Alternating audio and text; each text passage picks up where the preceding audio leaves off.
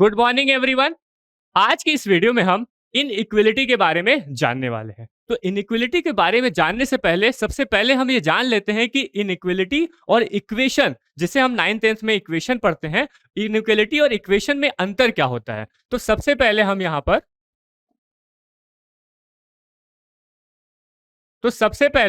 यहाँ पर इनइक्वालिटी और इक्वेशन। तो इक्वेशन हम उसको कहते हैं कि जब दो वेरिएबल के बीच में इक्वल टू का साइन होता है।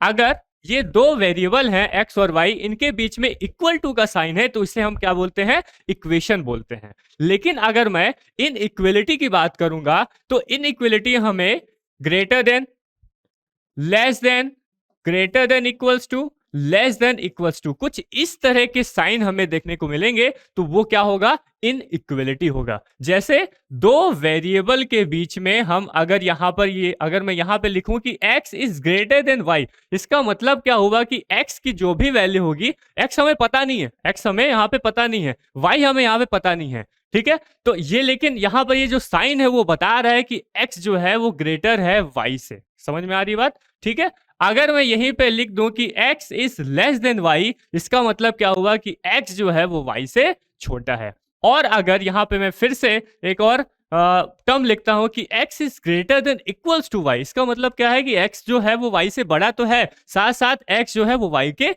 इक्वल भी है। और यहाँ पर अगर मैं बात करूं x is less than equals to y में, तो इसका मतलब क्या हुआ कि x जो है वो y से छोटा है और x y के इक्वल भी है। तो इस तरह के जो हमारे पास less than equals to, less than equals to, greater than equals to, इस तरह के जो हमें साइन देखने को मिलते हैं, उस तरह के जो इक्वेशन होती है उसे हम इनइक्वलिटी कहते हैं। तो ये हमारे पास में इनइक्वलिटी का साइन हो गया। अब हम लोग बात करेंगे कि जो इनइक्वलिटी है ये कितने टाइप की होती है, ठीक है। तो इनइक्वलिटी जो होती है वो दो टाइप के हम लोग देखने को मिलता है। तो हम यहाँ पे देखेंगे टाइप ऑफ इनइक्वालिटी, ठीक है।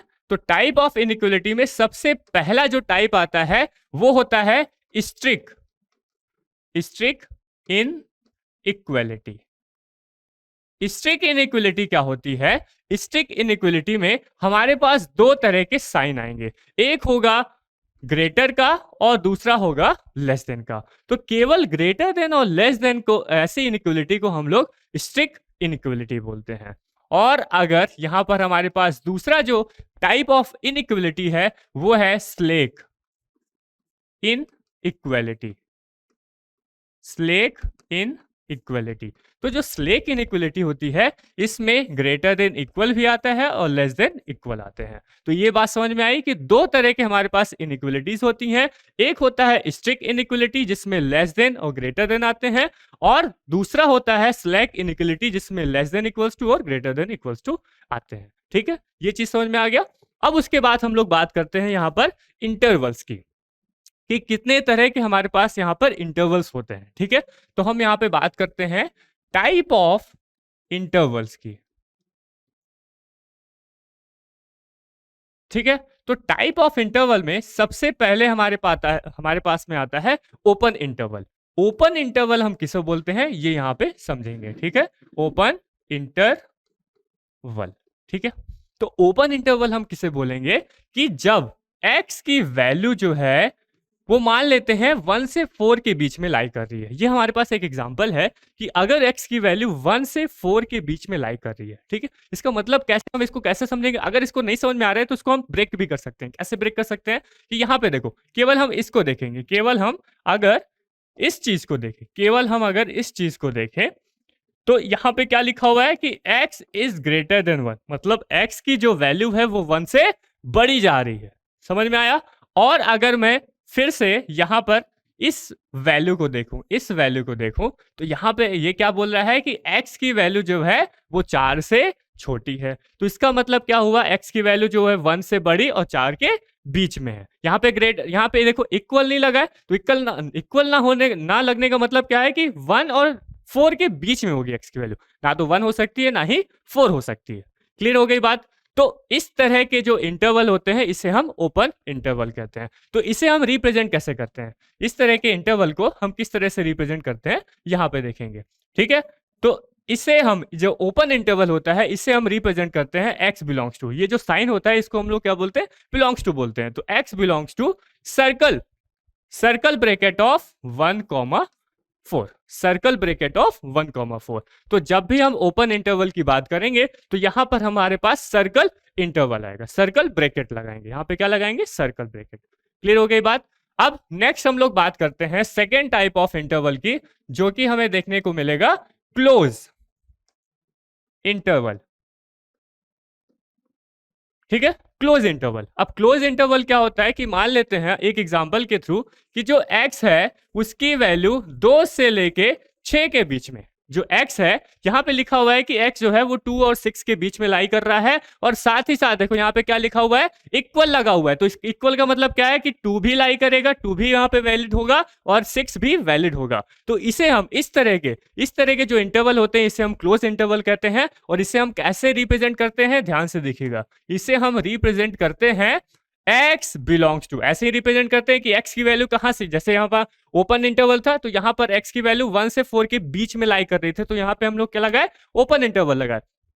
लेकिन यहाँ पर जब हमारा क्लोज इंटरवल होगा तो यहाँ पर हम लिखेंगे x बिलोंग्स टू, यहाँ पे आएगा हमारा स्क्वायर ब्रैकेट। क्या आएगा, स्क्वायर ब्रैकेट। तो स्क्वायर ब्रैकेट जहां भी हम देखेंगे इसका मतलब क्या होगा कि जो x की वैल्यू है वो 2 से 6 के बीच में आ रही है, और 2 भी हो सकती है और 6 भी हो सकती है। इतनी बात समझ में आई। तो ये हमारे पास दो इंटरवल थे, एक था ओपन इंटरवल, दूसरा था क्लोज इंटरवल। एक और इंटरवल होता है जिसे हम बोलते हैं semi open semi close interval, तो उसको देख लेते हैं। Semi open semi close interval क्या होता है, तीसरे तरह का हमारे पास इंटरवल है, तीसरे तरह का इंटरवल है उसे हम बोलते हैं semi open semi close interval. ठीक है, semi open semi close interval. तो semi open semi close interval में क्या होता है कि अगर मैं एक एग्जांपल के थ्रू आपको बताऊं कि अगर x की वैल्यू जो है वो 1 से 6 के बीच में ऐसे कुछ लिखा हुआ है कि x जो है वो 1 और 6 के बीच में लाई कर रहा है, तो यहां पे देखो, यहां पे देखेंगे कि यहां पर जब हमें equal to, less than, greater than, equal to के साथ में आ रहा है तो वहां पे क्या रखेंगे, यहां पे देखो अप्रोच क्या लगाएंगे, यहां पर हम x की वैल्यू का क्या अप्रोच लगाएंगे, देखो कहां पर इक्वल, अगर इक्वल है साथ में, अगर इक्वल है साथ में तो हम क्या करेंगे, वहां पर क्लोज ब्रैकेट लगाएंगे। कौन सा ब्रैकेट, क्लोज ब्रैकेट। तो 1 के साथ में क्या आएगा, क्लोज ब्रैकेट आएगा। लेकिन 6 के साथ में क्लोज ब्रैकेट आएगा क्या, नहीं आएगा, क्योंकि 6 इक्वल नहीं है, 6 की वैल्यू यहां पे लाई नहीं करेगी, यहां पर 1 की वैल्यू लाई करेगी और 1 से 6 के बीच में लाई करेगी। समझ में आ रहा है। तो 6 में क्या आएगा, सर्कल ब्रैकेट आएगा। ये चीज समझ में आई कि x की वैल्यू जो होगी वो ओपन, वो हमारा close bracket of 1,6 open interval. समझ में आया इतना, इतनी बात क्लियर हो गई। तो ये हमारे क्या थे, इंडिकेशन थे, ये हमारे इंटरवल थे। तो इंटरवल में इस तरह से इंटरवल लिखा होगा तो इसे हम इस तरह से लिख सकते हैं। ये हमारे पास अंडरस्टैंडिंग होनी चाहिए, इतनी अंडरस्टैंडिंग आ जानी चाहिए कि इस तरह का अगर ब्रैकेट में लिखा हुआ है तो इसे हम इस तरह से लिख सकते हैं, और इस तरह का अगर लिखा हुआ है तो इसे हम इस तरह से लिख सकते हैं। समझ में आ गई बात। तो ये हमारे पास थे इंटरवल। अब हम लोग बात करते हैं, अब हम लोग बात करेंगे प्रॉपर्टी ऑफ इनइक्वलिटी की, कि इनइक्वलिटी में क्या क्या प्रॉपर्टीज होती हैं, उसको हम लोग यहां पर अब समझने वाले हैं। ठीक है, तो अब हम लोग बात करने वाले हैं प्रॉपर्टी की, प्रॉपर्टी ऑफ इनइक्वालिटी। इनइक्वालिटी की प्रॉपर्टी में बहुत इंपॉर्टेंट प्रॉपर्टीज हैं, सारी की सारी बहुत इंपॉर्टेंट प्रॉपर्टीज हैं। ठीक है, सबसे पहली हम लोग प्रॉपर्टी की बात करते हैं कि अगर इफ ध्यान से देखते जाएंगे, if A is greater than B, इसको हम एक एग्जांपल के थ्रू, हर एक प्रॉपर्टी को एक एग्जांपल के थ्रू भी हम समझने की कोशिश करेंगे, जिससे हमें आराम से समझ में आएगा। ठीक है, अगर ए इज ग्रेटर देन बी है, ए और बी क्या है, हमारे पॉजिटिव रियल नंबर है। ठीक है, पॉजिटिव रियल नंबर है और वेरिएबल्स है। ठीक है, if A is greater than B and b is greater than c, इसका मतलब क्या हुआ कि a की वैल्यू जो है वो b से बड़ी है और b जो है वो c से बड़ा है। तो यहां पर क्या कंडीशन आएगी, यहां पर कंडीशन आएगी then then A is greater than C. होगा कि नहीं होगा, ध्यान से देखेंगे। अगर ए जो है वो बी से बड़ा है, बी जो है वो सी से बड़ा है, तो ए तो सी से बड़ा होगा कि नहीं होगा? नहीं होगा। अरे दो इसको देखो, एक एग्जाम्पल के थ्रू देखते हैं, इसको एक एग्जाम्पल के थ्रू देखते हैं कि अगर जो 4 है, मान लेते हैं 4 जो है वो 2 से बड़ा है कि नहीं भाई? 4 जो होगा वो 2 से बड़ा होगा कि नहीं होगा? बिल्कुल होगा, ठीक है। एंड 2 इज ग्रेटर देन 1, 2 जो है वो 1 से बड़ा है। तो ये बताओ कि 4 जो होगा वो 1 से बड़ा होगा कि नहीं होगा? होगा ना भाई। 4 हमेशा जो होगा वो 1 से बड़ा ही रहेगा, 1 से क्या रहेगा? बड़ा ही रहेगा। वही चीज तो यहाँ पे लिखा हुआ है। यहाँ पे क्या है? एक फिक्स नंबर है, ये हम जान जाते हैं, यहाँ से हम तुरंत जान जाते हैं। लेकिन जो ए और बी होते हैं, सी होते हैं, ये क्या होते हैं? वेरिएबल्स होते हैं। तो ये हमारे पास, हमें ये डिफाइंड नहीं होते, वेल डिफाइंड नहीं होते, ठीक है। तो इस वजह से हम यहाँ पे इसको समझना पड़ेगा। इसलिए हम लोग यहाँ पे प्रॉपर्टी देख रहे हैं कि अगर ए जो है वो बी से बड़ा है, बी और सी से बड़ा है, तो ए जो होगा वो हमेशा सी से बड़ा होगा। ये चीज समझ में आ गई क्या? अब दूसरी प्रॉपर्टी हम लोग देखते हैं। दूसरी प्रॉपर्टी क्या बोलता है कि if A is greater than B, ठीक है, A is greater than B. अब हम लोग क्या करेंगे? हम यहां पर एक फिक्स नंबर का ऐड करेंगे और सबस्ट्रैक्ट करेंगे। एक फिक्स नंबर का एडिशन करेंगे और उसमें ही माइनस कर देंगे, तो क्या होगी? तो हमारी प्रॉपर्टी यहाँ पे, हमारी प्रॉपर्टी का मतलब क्या है? ये जो इनइक्वलिटी का साइन है वो चेंज हो रहा है कि नहीं हो रहा है, उसको हम लोग देखेंगे, ठीक है। तो अगर मैं यहां पर ए की जगह ए पर एक सी नंबर का ऐड कर दूं और साथ ही साथ उसी सी नंबर का बी में ऐड कर दूं, तो यहां पर इनइक्वलिटी का साइन चेंज नहीं होगा, जैसे का है वैसा ही रहेगा। कैसे कैसे? एग्जाम्पल के थ्रू देखते हैं, ठीक है। एक एग्जाम्पल के थ्रू हम इसको देखते हैं कि अगर ए जो है वो बी से बड़ा है, मान लेते हैं 4 जो है वो 2 से बड़ा है, हमेशा बड़ा है भाई, 4 हमेशा 2 से बड़ा ही रहेगा, ठीक है। अब मैं एक फिक्स नंबर सी मान लेता हूं, कोई फिक्स नंबर है, मान लेते हैं 1, मान लेते हैं क्या कि 1। अगर ये 1 हम इसमें ऐड कर दें, दोनों साइड में 1 को ऐड कर दें, दोनों साइड में 1 को ऐड कर दें, तो ये क्या बन जाएगा? 5। ये क्या बन जाएगा? 3। तो 5 हमेशा 3 से बड़ा ही होगा क्या? बिल्कुल बड़ा होगा। तो क्या मतलब इसमें समझ में क्या आया कि अगर हम किसी एक फिक्स नंबर का दोनों साइड में जो भी हम ऐड कर रहे हैं वो दोनों साइड में ऐड कर रहे हैं, तो उसकी इनइक्वलिटी में किसी भी तरह का साइन चेंज नहीं देखने को मिलेगा। समझ में आ गई बात? समझ में आया? अब इसी तरह से अगर मैं इसको माइनस कर दूं, सबस्ट्रैक्ट कर दूं, अगर मैं दोनों साइड में c को सबस्ट्रैक्ट कर दूं, अगर मैं दोनों साइड में c को सबस्ट्रैक्ट कर दूं, तो भी हमारा इनइक्वलिटी का साइन वैसे का ही वैसा रहेगा। तो ये क्या हो जाएगा?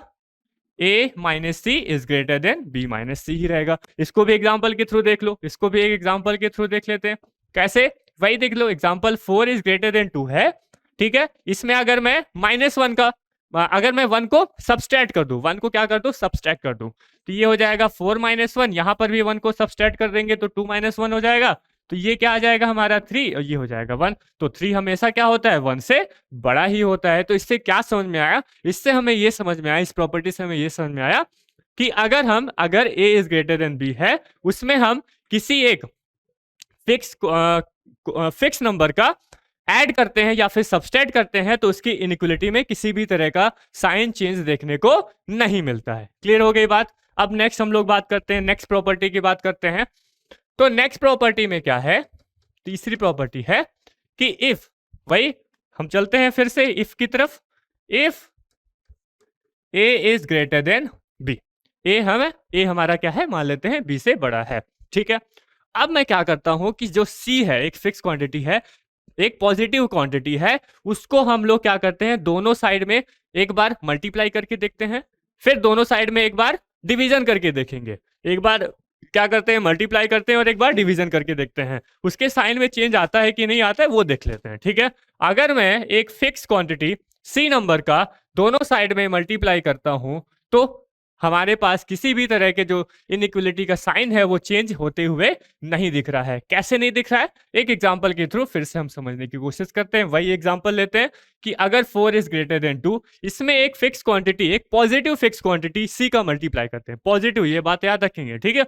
पॉजिटिव मतलब अगर मैं यहाँ पर 2 का मल्टीप्लाई कर रहा हूँ दोनों साइड में एक पॉजिटिव फिक्स नंबर का मल्टीप्लाई कर रहा हूँ, तो ये क्या कितना बन जाएगा? ये बन जाएगा 8 और ये बन जाएगा 4। तो 8 हमेशा 4 से क्या होता है? बड़ा ही होता है, 8 हमेशा क्या होता है 4 से बड़ा ही होता है। इस वजह से यहाँ से ये प्रूफ हो जाता है कि जो AC होगा, अगर A is greater than B है, उसमें C का हम मल्टीप्लाई करेंगे तो उसकी इनइक्वलिटी का साइन चेंज नहीं होगा। फिर से हम यहाँ पे मल्टीप्लाई कर लिए, अब डिवीजन कर लेते हैं, डिवीजन कर लेते हैं। अगर A is greater than B है, इसमें मैं C का एक पॉजिटिव C का एक पॉजिटिव फिक्स नंबर का मल्टीप्लाई करता हूं तो क्या हो जाएगा, फिर से वही इनइक्वलिटी का साइन इसमें चेंज नहीं होगा। कैसे नहीं होगा, फिर से हम एक एग्जांपल देखते हैं, वही एग्जांपल लेते हैं। 2 is greater then 4 is greater then 2 है। अब यहाँ पे मैं क्या कर देता हूँ, एक फिक्स क्वांटिटी यहाँ पे C मान लेते हैं 2 है, तो 2 को हम लोग क्या करते हैं डिवीजन कर देते हैं, तो ये हो जाएगा 4 divide by 2 greater than 2 divide by 2 हो जाएगा। तो ये कितना आएगा, 2 इज ग्रेटर देन, ये तो हमेशा भाई 2 हमेशा क्या होता है 1 से बड़ा ही होता है। तो इससे ये क्या प्रूफ हो गया, इससे ये साबित हो गया कि अगर A और B, A greater than B है, इसमें एक फिक्स पॉजिटिव नंबर का मल्टीप्लाई किया जाए तो उसकी इनइक्वलिटी में साइन में किसी भी तरह का चेंज देखने को नहीं मिलेगा। साथ ही साथ अगर डिवीजन किया जाए तो भी चेंज देखने को नहीं मिलेगा। क्लियर हो गई बात। अब एक और प्रॉपर्टी देखते हैं, अब बहुत सारी प्रॉपर्टीज है, ये हमारे पास तीसरे नंबर की प्रॉपर्टी थी। अब हम लोग जो है चौथे नंबर की प्रॉपर्टी देखते हैं कि चौथे नंबर की प्रॉपर्टी में क्या आ रहा है कि अगर, अब यहां पे ध्यान से देखेंगे, यहां पे थोड़ा सा मामला अब फंसने वाला है, ठीक है। यहां से हम लोग को ध्यान देने की जरूरत है कि अगर if A is greater than B, if A is greater than B and C is less then 0, इसका मतलब क्या है, C लेस देन 0 का मतलब क्या है कि C की वैल्यू अब होगी निगेटिव में, C की वैल्यू क्या होने वाली है अब निगेटिव में आने वाली है। तो अगर अगर C हमारा निगेटिव है और दोनों साइड में उनका मल्टीप्लाई हो रहा है, अगर दोनों साइड में उनका मल्टीप्लाई हो रहा है, दोनों साइड में उसका मल्टीप्लाई हो रहा है, तो देखो तो क्या हो जाएगा, यहां पे देखेंगे, यहां पर अब यहां पर अब क्या हो जाएगा, इसको देखेंगे, यहां पर अब जो है ये जो साइन है वो हो जाएगा चेंज। पहले क्या था ग्रेटर देन था, अभी क्या हो जाएगा लेस देन हो जाएगा। पहले क्या था कि A is greater than B है, यहां पर जब मैं एक निगेटिव नंबर का मल्टीप्लाई किया तो हमारा साइन क्या हो जाएगा चेंज हो जाएगा, पहले ग्रेटर देन था अभी हो जाएगा लेस देन। ठीक है, फिर से देखो एक एग्जांपल के, वही हम इसी एग्जांपल से इसको प्रूफ कर देंगे। कैसे, देखो if 4 इज ग्रेटर देन 2, 4 क्या है 2 से बड़ा है, ये हम जानते हैं। अब एक C क्या है यहाँ पर अब निगेटिव आएगा, मान लेते हैं -2, निगेटिव का मतलब क्या है -1 -2 -3 ऐसा, ठीक है। तो अगर मैं यहाँ पर -2 का मल्टीप्लाई किया और यहाँ पर भी -2 का मल्टीप्लाई किया तो ये बन गया -8 इज ग्रेटर देन -4। लेकिन -8 जो होता है वो -4 से ग्रेटर होता है क्या, कभी नहीं होता। -8 हमेशा -4 से लेस देन होता है। तो यहाँ पर हमारा जो साइन है ये साइन चेंज होके ये साइन क्या बन गया, ये साइन बन गया हमारा लेस देन का। तो ये चीज समझ में आई क्या कि अगर मैं कोई भी नंबर A जो है वो B से पॉजिटिव है और उसे एक नेगेटिव नंबर के साथ में मल्टीप्लाई किया जाए तो उसकी इनइक्वलिटी क्या हो जाती है चेंज हो जाती है। और साथ ही साथ अगर एक नेगेटिव नंबर का मैं क्या कर दूं उसमें डिवीजन कर दूं, एक नेगेटिव नंबर का डिवीजन कर दूं तो भी हमें क्या मिलेगा, तो भी हमें यहां पर इनइक्वलिटी का साइन चेंज देखने को मिलेगा। A divide by C is less then B divide by C हो जाएगा। ठीक है, फिर से वहीं पे देखो, यहां पे देखो 4 था, यहां पे ही देख लेते हैं, यहां पर देखो इसको इरेज कर देते हैं।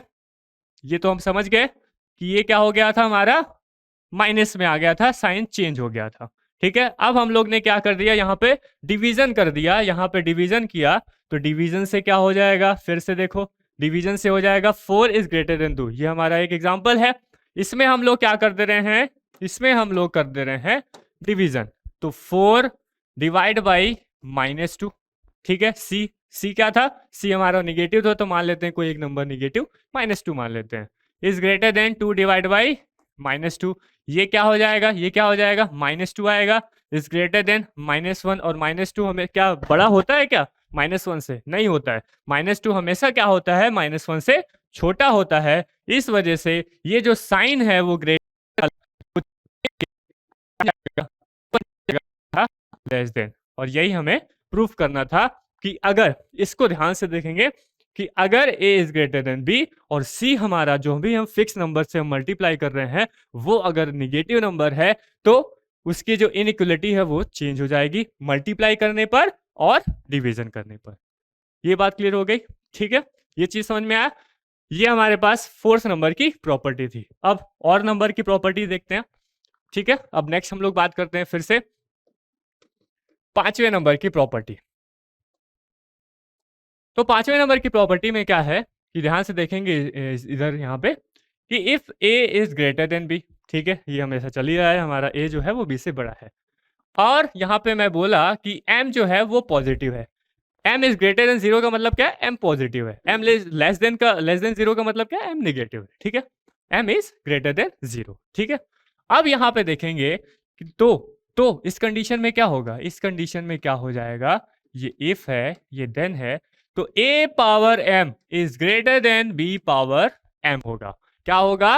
a power m is greater than b power m होगा। ध्यान से देखेंगे कि अगर a जो है वो b से बड़ा है तो a पावर m भी b पावर m से बड़ा होगा। कब? कौन सी कंडीशन में? जब m क्या होगा? पॉजिटिव होगा। जब m पॉजिटिव होगा और साथ साथ में a पावर 1/m ये भी बड़ा होगा b पावर 1/m से। a पावर 1/m बड़ा होगा किससे? b पावर 1/m से। लेकिन अगर यहां पर m क्या हो गया? निगेटिव हो गया। m क्या हो गया? निगेटिव। तो यहां पर हमारे पास कंडीशन चेंज हो जाएगी, तो a पावर माइनस m जो होगा वो हमेशा लेस देन हो जाएगा b पावर माइनस m से। क्लियर हो गई बात? ठीक है, m अगर हमारा पॉजिटिव है तो यहाँ पर a पावर m हमेशा बड़ा होगा b पावर m से, और अगर निगेटिव है तो हमारा जो साइन है वो चेंज हो जाएगा। ठीक है, अब नेक्स्ट हम लोग बात करते हैं नेक्स्ट प्रॉपर्टी, छठवीं प्रॉपर्टी। अब हम लोग देखते हैं कि लॉग में क्या दिक्कत आती है, लॉग में क्या इसका प्रभाव पड़ता है। ठीक है, तो लॉग में क्या होता है कि अगर x जो है वो y से बड़ा है, अगर x जो है वो y से बड़ा है और a पॉजिटिव है, a पॉजिटिव है और साथ साथ में a क्या है? 1 से बड़ा है। यहाँ पे ध्यान देंगे। ठीक है, लॉ की प्रॉपर्टी आप लोग पहले से पढ़ा होगा कि जो हमारा बेस होता है वो a है, a को हम मान के चलते हैं और x और y हमारे वेरिएबल्स होते हैं, नंबर्स होते हैं। ठीक है, तो अगर इफ क्या है? x is greater then y and a is greater then 1, a जो है वो 1 से बड़ा है, तब यहाँ पे देखेंगे log of x at a base a is always greater than log of y at a base a। यहाँ पर a क्या है? बेस है, और बेस हमेशा क्या होना चाहिए? 1 से बड़ा होना चाहिए।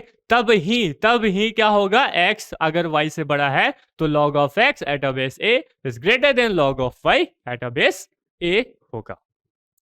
ये बात क्लियर हो गई? समझ में आया? लेकिन अगर क्या हो जाएगा? ये चीज समझ में आएगा, ये हमारा एक ब्रैकेट बन गया, ये हमारा एक कंडीशन बन गई। ठीक है,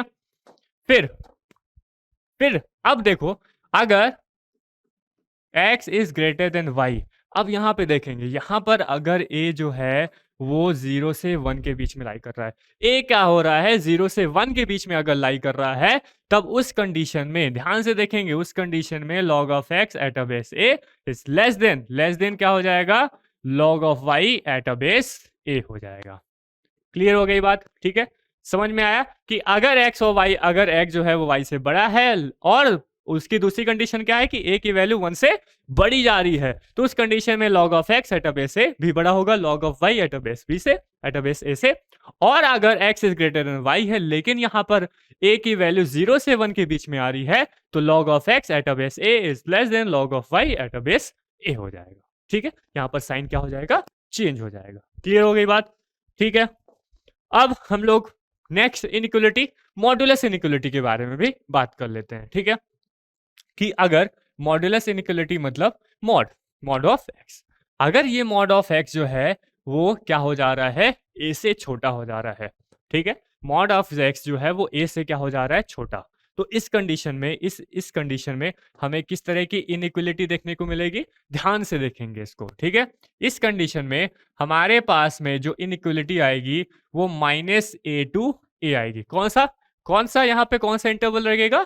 ओपन इंटरवल। क्यों ओपन इंटरवल? क्योंकि यहाँ पर केवल लेस देन है। यहाँ पर केवल क्या है, लेस देन है। इक्वल टू नहीं दिख रहा है ना, इक्वल टू अगर नहीं दिख रहा है तो यहाँ पर क्या लगेगा, एक ओपन इंटरवल रहेगा। और अगर मॉड ऑफ एक्स जो है वो ए से छोटा है, मॉड ऑफ एक्स अगर ए से छोटा है तो उसकी वैल्यू, जो एक्स की वैल्यू होगी वो -a2 + a जाएगी। और ये एक बात हमेशा याद रखेंगे कि हमारा जो माइनस इन्फिनिटी होता है और जो प्लस इन्फिनिटी होता है वो हमेशा एक ओपन इंटरवल को शो करता है। हमेशा क्या बनता है, एक ओपन इंटरवल। जब हम इसे नंबर लाइन में प्लॉट करेंगे, अभी आगे हम देखेंगे कि नंबर लाइन में कैसे प्लॉट करते हैं। नंबर लाइन में जब हम इस इनइक्वालिटी को प्लॉट करेंगे तो वो -a से +a के बीच में आएगा। ठीक है, अभी बस हमें याद रखना है कि ये जो मॉड ऑफ एक्स है अगर लेस देन होगा a से तो x जो होगा वो वेरी करेगा -a से +a के बीच में। कौन से इंटरवल के साथ में, ओपन इंटरवल के साथ में। ठीक है, नेक्स्ट हम लोग अब बात करते हैं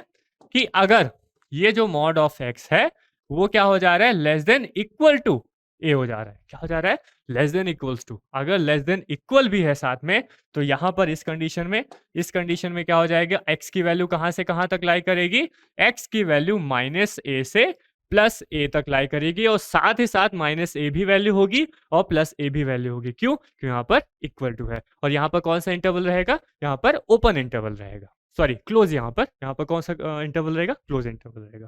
क्लियर हो गई बात। ठीक है, अब देखते हैं नेक्स्ट प्रॉपर्टी फिर से देखते हैं कि अगर यही जो मॉड ऑफ एक्स है वो ग्रेटर हो जा रहा है किससे, ए से।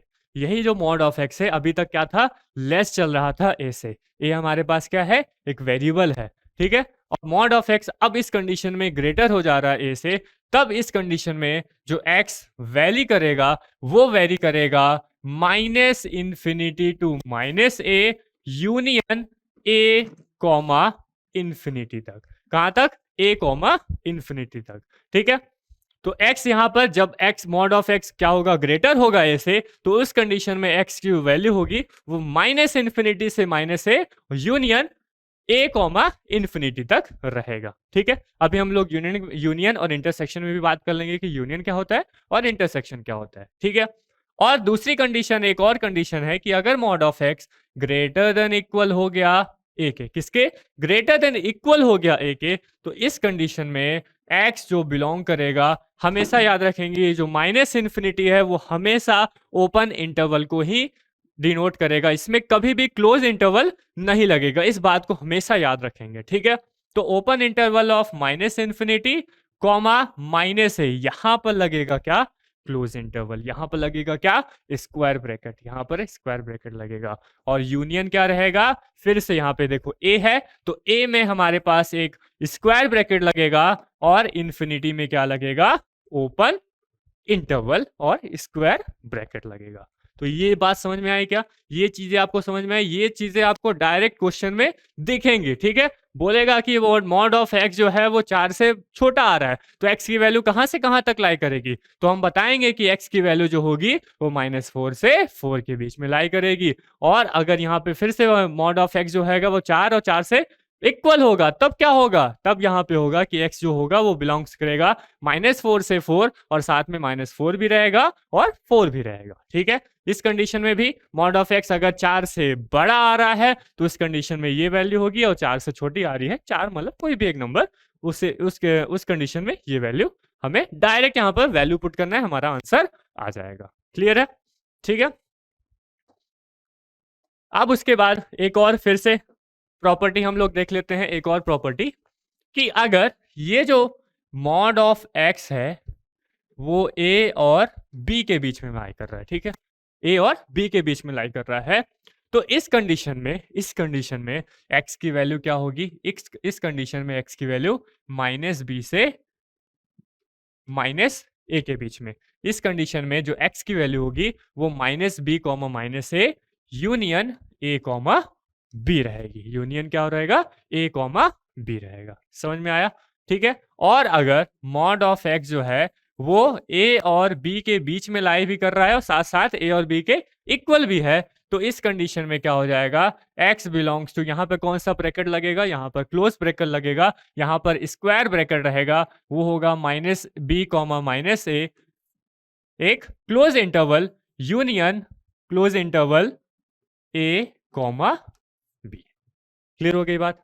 ठीक है, तो ये हमारे पास कुछ हर एक इनइक्वलिटी के लिए क्या था, इंपॉर्टेंट प्रॉपर्टीज थी। इन प्रॉपर्टीज का यूज करके हम डायरेक्ट एक्स की वैल्यूज को फाइंड कर सकते हैं। ठीक है, अब नेक्स्ट हम लोग बात करते हैं कि इंटरसेक्शन और यूनियन ये सब क्या होते हैं, इंटरसेक्शन और यूनियन क्या होते हैं।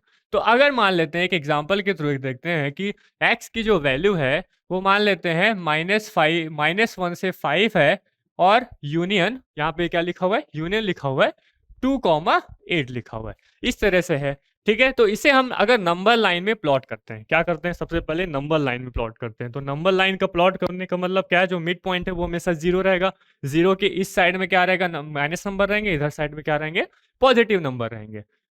तो यहाँ पे नंबर डिनोट कर लेते हैं। यहाँ पे नंबर क्या है हमारे पास, यहाँ पर नंबर है हमारे पास एक है -1 और क्या है 5 है, तो 5 कहाँ पे आएगा, यहाँ पे आएगा 5। ठीक है, उसके बाद देखो 2 कहाँ पे आएगा, यहाँ पर लाई करेगा भाई, 0 और 5 के बीच में ही तो 2 आएगा। और जो 8 है वो कहाँ पे लाई करेगा, मान लेते हैं यहाँ पर लाई करेगा, करेगा। ठीक है, अब उसके बाद देखो जो x की वैल्यू है -1 से 5 के बीच में है, तो यहाँ देख लो -1 से 5 के बीच में ये हमारे पास x की वैल्यू यहाँ पे डिनोट हो रही है। ठीक है, अब यूनियन लगा हुआ है 2,8 लगा हुआ है, तो 2,8 मतलब ये 2 है और ये 8 है। तो देखो यहाँ पर यूनियन का मतलब क्या हो जाएगा, अगर मैं इसे एक वर्ड में लिखूं तो x जो होगा वो कहां से कहां तक, यूनियन का मतलब है सबको ले लो, सबको मिला दो। कैसे मिला दो, -1 से 5 जा रहा था और ये कितना आ रहा था, 2 से 8 जा रहा था।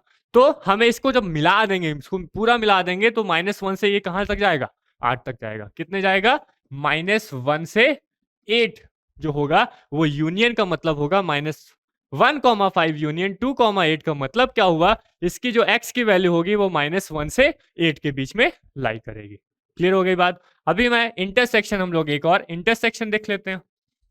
ठीक है, इंटरसेक्शन देख लेते हैं, इसी का इंटरसेक्शन देख लेते हैं कि अगर x बिलोंग टू -1,5 यूनियन 2,8, अब इसका हमें यूनियन नहीं लेना है, इसका हमें क्या लेना है, इंटरसेक्शन लेना है। मान लेते हैं इसका हमें क्या लेना है, इंटरसेक्शन, क्या लेना है, इंटरसेक्शन लेना है। ठीक है, तो इंटरसेक्शन में क्या होगा, फिर से मैं क्या करता हूँ, नंबर लाइन प्लॉट करता हूँ। इस नंबर लाइन में 0 हमारा मिड पॉइंट हो गया, -1 कहाँ लाई करेगा, यहाँ लाई करेगा, 2 कहाँ लाई करेगा, यहाँ लाई करेगा, 5 कहाँ यहाँ लाई करेगा और यहाँ पर 8 लाई करेगा। ठीक है, अब देखो इसको फिर से हम लोग x की वैल्यू को रेंज मिला देते हैं, x की रेंज मिला देते हैं। कैसे मिलाएंगे, x जो है वो पहले -1 से 5 के बीच में लाई कर रहा है। ठीक है, तो ये -1 हो गया और ये 5 हो गया, तो इनके बीच में लाई कर दे रहा है। और देखो फिर दूसरा है 2 और 8 के बीच में लाई कर रहा है, तो कहाँ पे, ये हमारा है 2 और ये हमारा है 8, इनके बीच में लाई कर रहा है। तो इंटरसेक्शन का मतलब क्या है, दोनों में जो कॉमन होगा, इंटरसेक्शन का मतलब क्या है, जो दोनों में कॉमन। तो दोनों में हमें क्या कॉमन दिख रहा है, दोनों में हमें ये कॉमन दिख रहा है, क्या ये दोनों में है कि नहीं है, ये चीज जो है 2 और 5 जो है, 2 और 5 दोनों में है।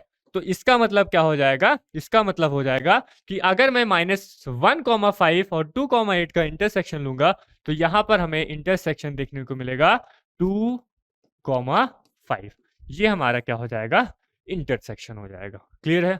ठीक है, उसके बाद हम इस इनइक्वालिटी में हमारे पास कई सारे फंक्शंस रहते हैं, जैसे लीनियर फंक्शन होता है, पॉलिनोमियल फंक्शन होता है, लॉग फंक्शन होता है, लॉगरिथमिक फंक्शन होता है, मॉड का फंक्शन होता है। तो इन सारे फंक्शन के लिए हम लोग क्या करते हैं, अलग अलग क्वेश्चंस रहते हैं, इन क्वेश्चंस को, पूरे क्वेश्चंस को सॉल्व करते हैं। ठीक है, तो ये हमारा क्या था, इनइक्वालिटी का एक थ्योरी पोर्शन था। इसमें हम लोग ने प्रॉपर्टीज को देखा कि कौन कौन सी प्रॉपर्टीज यूज होती हैं, हम कैसे कैसे इनइक्वालिटी के साइन में चेंज ला सकते हैं कि नहीं ला सकते हैं, ये सारी चीजें देखें। अब उसके नेक्स्ट हम लोग क्या करेंगे, इनके जो क्वेश्चंस रहेंगे, इनके क्वेश्चंस को सॉल्व करेंगे। ये जो इनइक्वालिटी है वो आपके लिए बहुत ही इंपॉर्टेंट है, क्योंकि इनइक्वालिटी को जाने बिना हम लोग जो है क्लास 10th से क्लास 12th, उसके बाद जेई मेंस और एडवांस में कम से कम इस इनइक्वलिटी से ही 3 से 4 क्वेश्चन हमें देखने को मिल जाएंगे। ऐसा नहीं है कि डायरेक्ट इनइक्वलिटी का क्वेश्चन ही आएगा, इनइक्वलिटी कहीं पर भी फंसा देता है, लॉग में फंसा देगा, कहीं भी क्वेश्चन के अंदर फंसा देगा। तो हमें इनइक्वलिटी की प्रॉपर्टीज को जानना बहुत जरूरी है। अगर इसको हम प्रॉपर्टी को नहीं जानेंगे, हम पूरे क्वेश्चन को सॉल्व कर लेंगे, लेकिन जब हमारा आंसर आने को होगा तो हम आंसर में ही अटक जाएंगे। और आंसर अगर हम अटक गए तो कितना भी अच्छा क्वेश्चन बना लेंगे, अगर आंसर हमारा गलत है तो वो क्वेश्चन गलत ही माना जाएगा। ठीक है, तो इस वजह से हमें ये इनइक्वलिटी को जानना बहुत ही जरूरी था।